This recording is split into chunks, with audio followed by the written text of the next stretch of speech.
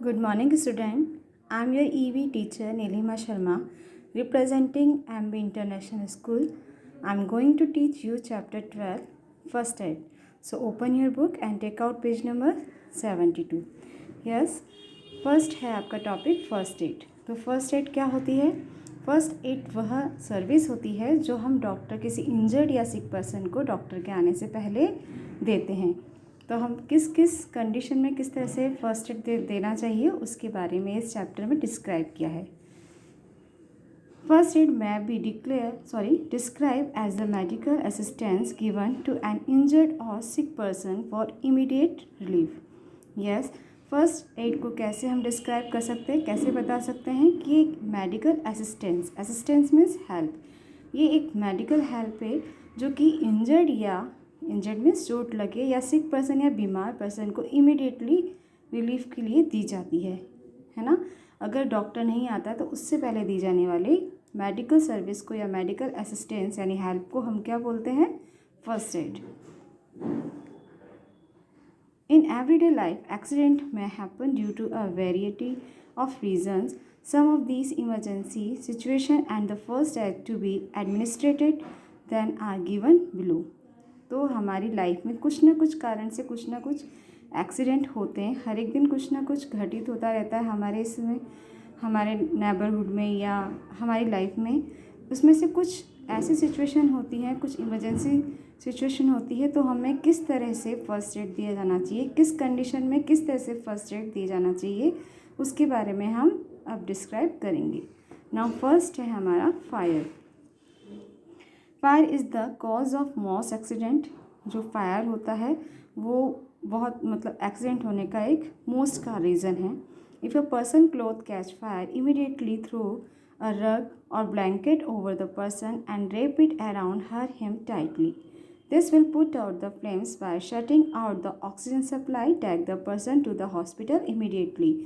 अगर कोई व्यक्ति के कपड़ों में आग लग जाती है तो हमें इमीडिएटली वहाँ पर एक रग मीन्स होता है कारपेट और ब्लैंकेट होता है कंबल, उसको हमें उस व्यक्ति पे फेंक देना चाहिए और उसको पूरा अच्छी तरह कंबल में लपेट देना चाहिए, ताकि क्या होता है उससे ऑक्सीजन जो सप्लाई होती है वो बंद हो जाती है। क्योंकि जो ऑक्सीजन गैस होती है वो क्या करती है, बर्निंग में हेल्प करती है, यानी जलाने में हेल्प करती है। तो ऑक्सीजन की सप्लाई बंद होने से क्या होता है, आग बुझ जाती है। In case slight burns, wash the burnt area well. This will help the fire victim to counter the heat. Apply an antiseptic cream like Bernol, then cover the burnt area with a sterile bandage.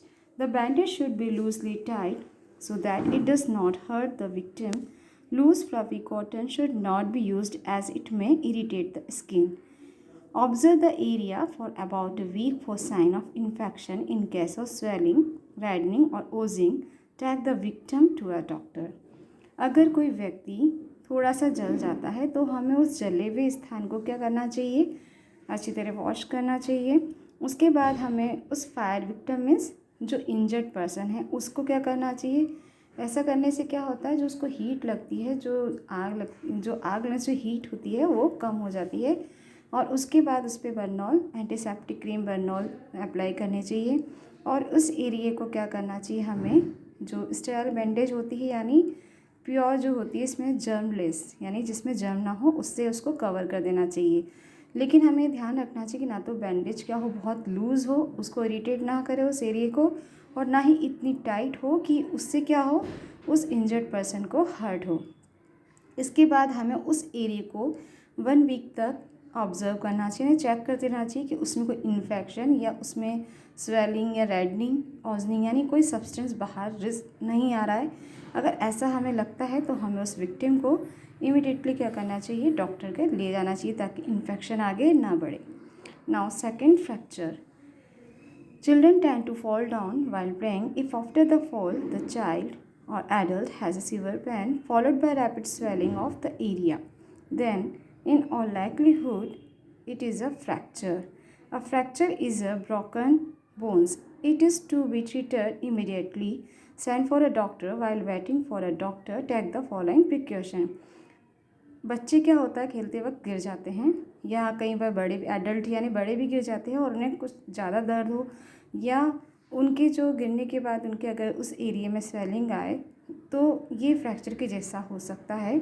अगर fracture का means क्या होता है, a fracture is broken bone, यानी fracture का मतलब होता है उस स्थान की हड्डी का टूट जाना। अगर ऐसा हमें लगता है तो हमें उसको इमीडिएटली ट्रीट करना चाहिए, उसको डॉक्टर के पास लेना चाहिए। बट डॉक्टर के ले जाने से पहले या डॉक्टर के आने से पहले हमें कुछ प्रिकॉशन हमें फॉलो करना चाहिए। फर्स्ट है stop any bleeding, apply pressure to the wound with the sterile bandage और अ क्लीन कॉटन। तो हमें क्या करना चाहिए, अगर ब्लीडिंग होती है तो उसको रोकने के लिए हमें कोई प्रेशर अप्लाई करना चाहिए, जैसे बैंडेज या क्लीन क्लोथ का हमें क्या करना चाहिए, यूज़ करना चाहिए, उसको बांध देना चाहिए। Do not move the injured area, और उस इंजर्ड एरिया को हमें हिलाना नहीं चाहिए। Apply ice pack to reduce swelling and help relieve pain until help arrives. Don't apply ice directly to the skin. Wrap the ice in a towel, a piece of a cloth or some other material.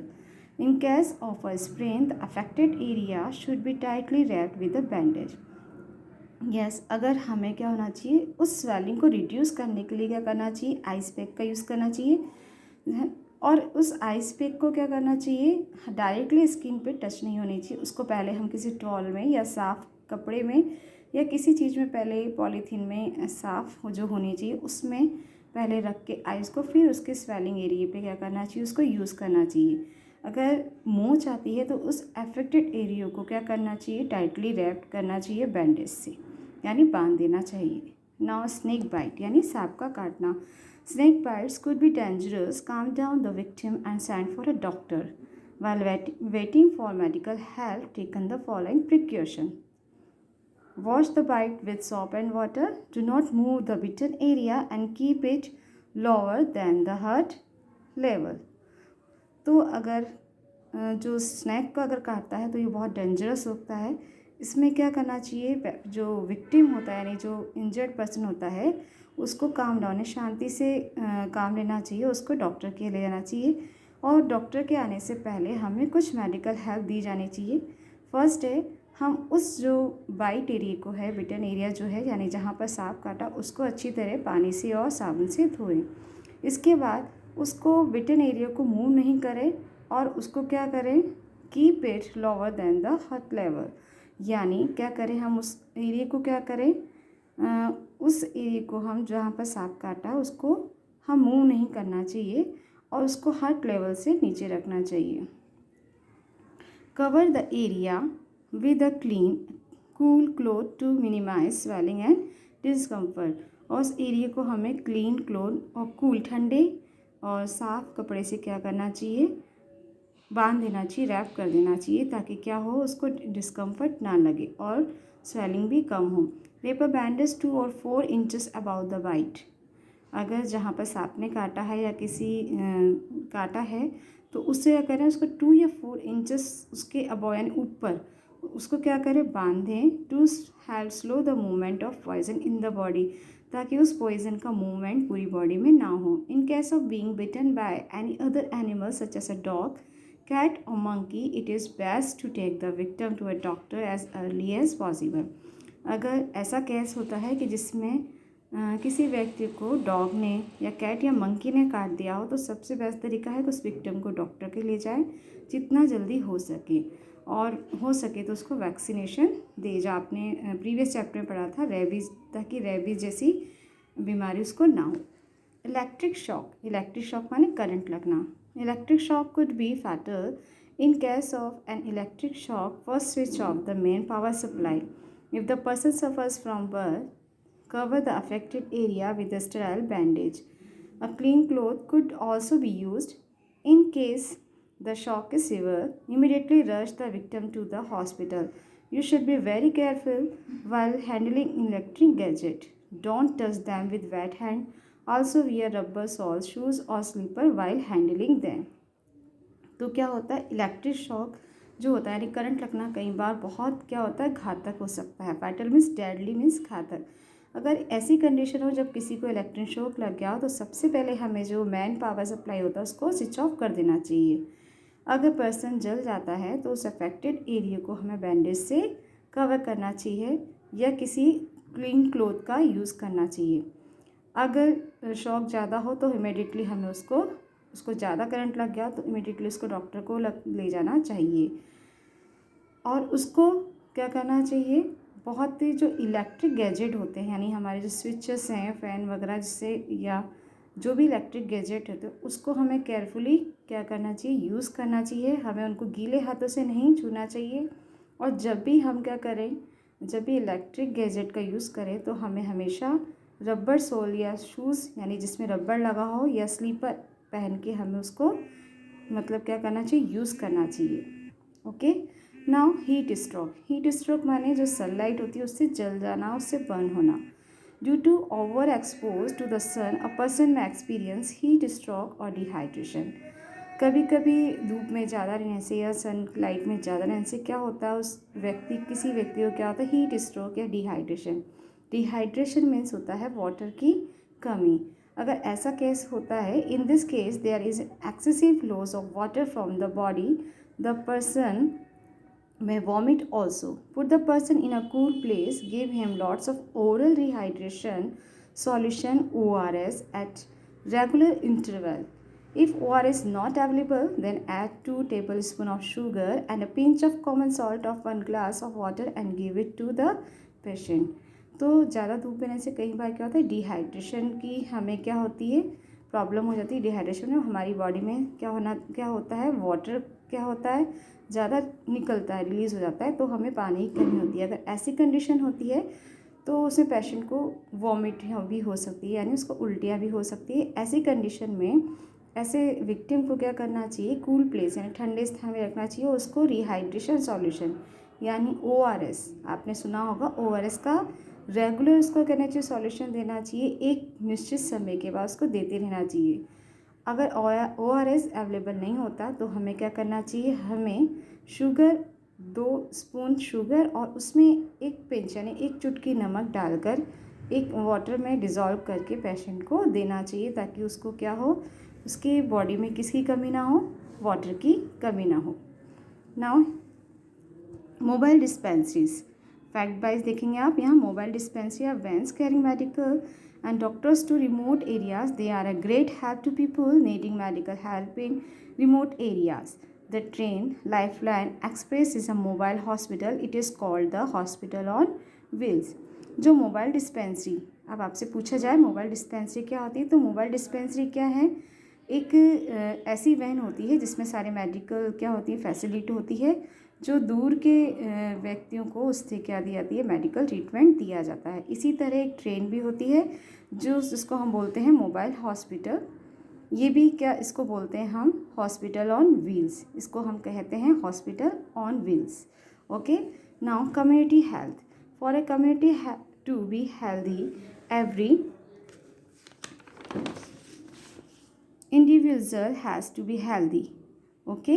It is the responsibility of every member of the community to see that basic rules of sanitization are followed. If in spite of all efforts a person falls sick, there are health centers and dispensaries to see to their requirement. Health centers are usually equipped with material required for first aid and doctors and nurses for other minor complaints. Okay. तो community health क्या होता है, एक community को healthy रखने के लिए, यानी हमारे जो कम्युनिटी है यानी हमारा नेबरहुड है या हमारे साथ जो जुड़े पर्सन को हेल्दी रखने के लिए क्या चाहिए, जो हर एक व्यक्ति क्या होना चाहिए, हेल्दी होना चाहिए। और इसके लिए कम्युनिटी के हर मेंबर की अपनी रेस्पॉन्सिबिलिटी होनी चाहिए कि वो क्या करे, सारे बेसिक रूल को फॉलो करे, जो एक स्वच्छता के लिए यानी सैनिटाइजेशन माने जो हाइजीनिक जो होता है, सारे रूल फॉलो करे। इतने एफर्ट्स करने के बाद भी अगर कोई व्यक्ति बीमार पड़ जाता है तो उसे कहाँ जाना चाहिए, हेल्थ सेंटर या डिस्पेंसरी में।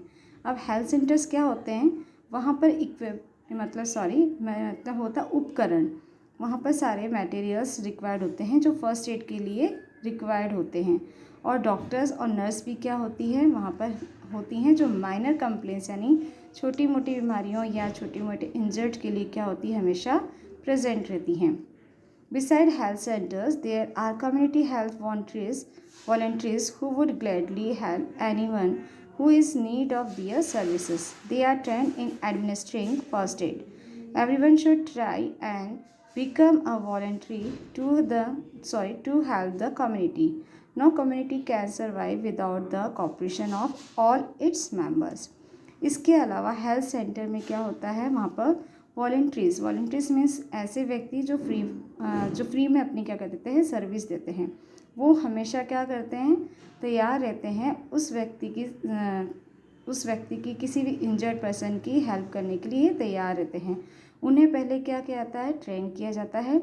लेकिन सबको एक ट्राई करना चाहिए, यानी सबको ये कोशिश करनी चाहिए कि जो वॉलंटियर होते हैं उसकी हम क्या करें, हेल्प करें. क्योंकि जब तक क्या होगा, हम खुद हेल्प नहीं करेंगे, हम खुद कॉपरेशन नहीं करेंगे, तो community can survive without the cooperation of all its member. तो वो भी कुछ जो कम्युनिटी है वो भी सर्वाइव रहेगी, यानी वो भी क्या होगी, यानी खुद की हर एक मेंबर का ही होना चाहिए कि हम खुद क्या रहें, केयरफुल रहें और हम इमीडिएटली फर्स्ट एड देने के बाद डॉक्टर को हेल्प लें.